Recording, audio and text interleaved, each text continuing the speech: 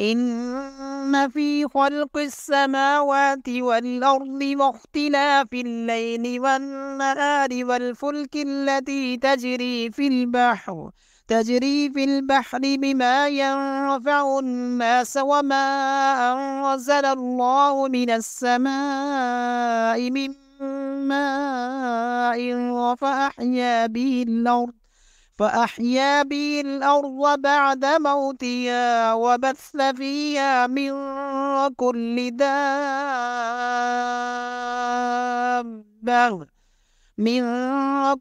دابة وتصريف الرياح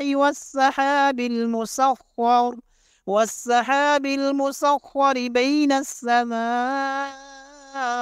والأرض لآيات لقوم يعقلون ومن الناس من يتخذ من دون الله أندادا يحبونهم كحب الله والذين آمنوا وشد حبا لله ولو يرى الذين ظلموا إذ يرون العذاب أن القوة